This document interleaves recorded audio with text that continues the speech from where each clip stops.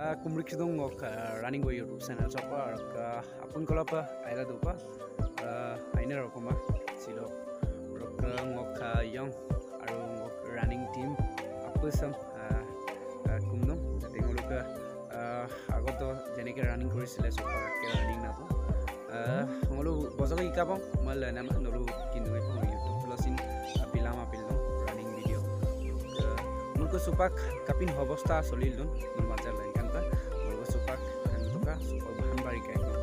fieldot barika হৈ গৈছে আৰু সব বেটিছো মোকাপা গদং ভিডিও ৰকা আইনৰ ৰকম যে সম্পদে ngoluka অসমৰ মুখ্যমন্ত্ৰী ডক্টৰ হিমন্ত বিশ্ব শৰ্মা ছাৰ বুলি গদং যে ngoluka grade 4 grade 3 Assam police দম আৰু কমান্ডো বেটালিয়ন তো সুপাক डेट को फिक्स भी दूंगे ngoluka अक्टोबर माह बा सेप्टेम्बर माह को एग्जाम फटिया और इंटरव्यू दम रनिंग दम मोयम ना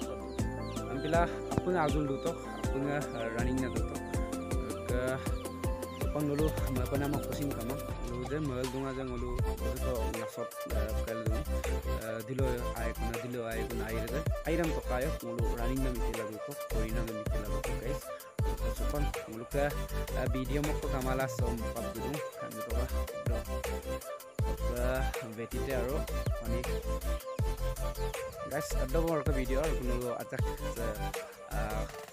মুখ্যমন্ত্রী আজক কুনো নাম কথাতো বলু নাম এডিআরই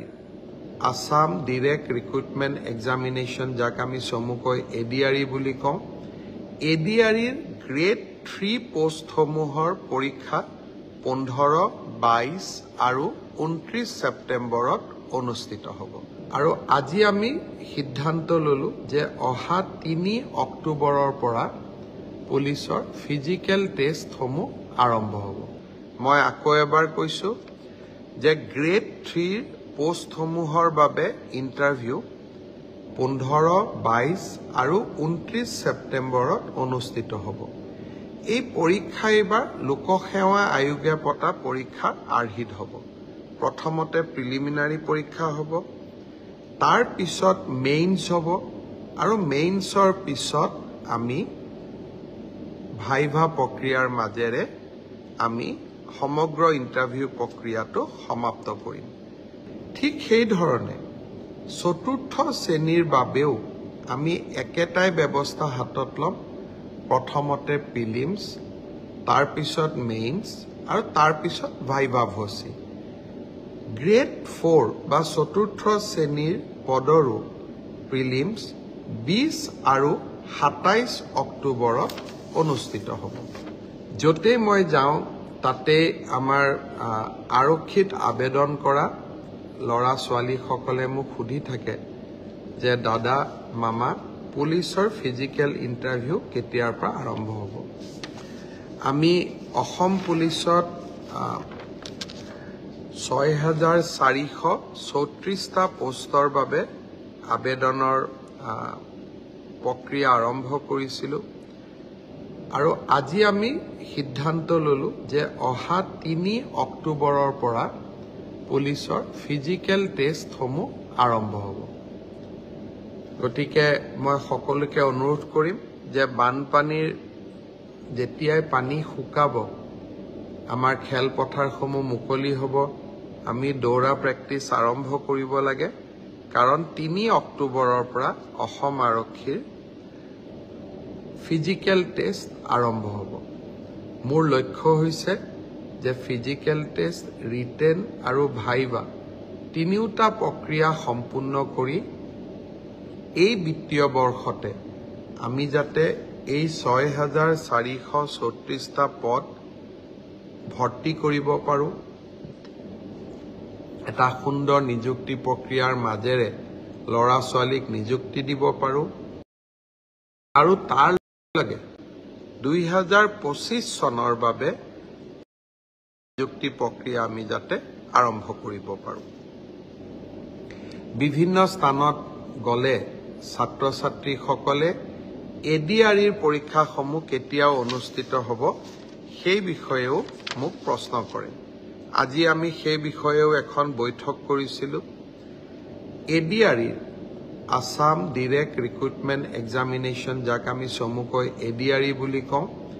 ADREৰ গ্ৰেড 3 পোষ্টসমূহৰ পৰীক্ষা 22 আৰু 29 ছেপ্টেম্বৰত অনুষ্ঠিত হ'ব মই আকৌ এবাৰ কৈছো যে গ্ৰেড 3 পোষ্টসমূহৰ বাবে ইণ্টাৰভিউ 15, 22 আৰু 29 ছেপ্টেম্বৰত অনুষ্ঠিত হ'ব এই পৰীক্ষা এবাৰ লোকসেৱা আয়োগে পতা পৰীক্ষাৰ আৰ্হিত হ'ব প্ৰথমতে প্ৰিলিমিনাৰী পৰীক্ষা হ'ব তাৰ পিছত মেইনছ হ'ব আৰু মেইনছৰ পিছত আমি ভাইভা প্ৰক্ৰিয়াৰ মাজেৰে আমি সমগ্ৰ ইণ্টাৰভিউ প্ৰক্ৰিয়াটো সমাপ্ত কৰিম প্ৰিলিমছ এক্সাম তৃতীয় শ্ৰেণীৰ পদসমূহৰ বাবে 15, 22 আৰু 29 ছেপ্টেম্বৰত অনুষ্ঠিত হ'ব আজি আমি জুলাই মাহত আছো মই আশা কৰিম যে আমাৰ শিক্ষাৰ্থীসকলে চাকৰি প্ৰাৰ্থীসকলে যাতে পঢ়া শুনা আৰম্ভ কৰে ঠিক সেই ধৰণে চতুৰ্থ শ্ৰেণীৰ বাবেও আমি একেটাই ব্যৱস্থা হাতত ল'ম প্ৰথমতে প্ৰিলিমছ তাৰ পিছত মেইনছ আৰু তাৰ পিছত ভাইভা ভচি গ্ৰেড 4 বা চতুৰ্থ শ্ৰেণীৰ পদৰো প্ৰিলিমছ 20 আৰু 27 অক্টোবৰত অনুষ্ঠিত হ'ব আমাৰ গ্ৰেড 3ত প্ৰায় 7500 পোষ্ট আছে আৰু গ্ৰেড 4ত প্ৰায় 4500 বা আৰু অলপ 100-200 বেছি ইমানখিনি আমাৰ পোষ্ট খালী হৈ আছে এটা স্বচ্ছ নিযুক্তি প্ৰক্ৰিয়াৰ মাজেৰে আমি এই পদখিনি পূৰণ কৰিম এলিমেণ্টাৰী এডুকেশ্যন প্ৰাথমিক শিক্ষা বিভাগৰ শিক্ষকসকলৰ নিযুক্তিৰ প্ৰক্ৰিয়াও খুব সোনকালে আৰম্ভ হ'ব অৱশ্যে সেকেন্ডাৰী এডুকেশ্যনত আমাৰ অকণমান সময় লাগিব কাৰণ প্ৰথমবাৰৰ বাবে অসমত আমি গ্ৰেজুৱেট টিচাৰ মেথছ বুলি এটা নতুন পদ সৃষ্টি কৰিব খুজিছো আমাৰ স্কুলবিলাকত হাইস্কুলবিলাকত ইমান দিনে গ্ৰেজুৱেট টিচাৰ সায়েন্স আছিলে মেথছৰ বাবে সুকীয়া শিক্ষক নাছিলে যোৱা কালি শিক্ষা বিভাগৰ লগত মই বহুত দেৰি বহিছিলো আৰু আমি এটা সিদ্ধান্ত লৈছো যে আমাৰ হাইস্কুল বিলাকত গ্ৰেজুৱেট টিচাৰ মেথছ বুলি এটা সুকীয়া পদ হ'ব লাগে যাতে গণিতৰ ওপৰত আমি একোজন শিক্ষক নিযুক্তি দিব পাৰো গণিতৰ শিক্ষক নোহোৱা বাবে আমাৰ স্কুলসমূহত শিক্ষা ব্যৱস্থাত বহুত জটি পৰে শিক্ষা বিভাগে কেইবা হাজাৰো বিশেষকৈ প্ৰথম অৱস্থাত প্ৰায় 2000 গণিত শিক্ষকৰ পদ সৃষ্টি কৰিব লাগিব সেয়েহে মাধ্যমিক শিক্ষকৰ নিযুক্তি প্ৰক্ৰিয়াটো এমাহ বা দুমাহ পিছত আমি আৰম্ভ কৰিম সেই হলেও মোৰ লক্ষ্য যে এই গোটেই পোষ্টখিনি গ্ৰেড 3 7600 গ্ৰেড 4ত 5000 পুলিচত 6434 এলিমেণ্টাৰী এডুকেশ্যনত 5550 গৰাকী শিক্ষক সেকেন্ডাৰী এডুকেশ্যনতো প্ৰায় 8000 শিক্ষক এই গোটেই অৰ্থাৎ প্ৰায় 35000 নিযুক্তি আমি মাৰ্চ মাহ বা এপ্ৰিল বিশেষকৈ বহাগ বিহুৰ আগতে আমি শেষ কৰিব খুজিছো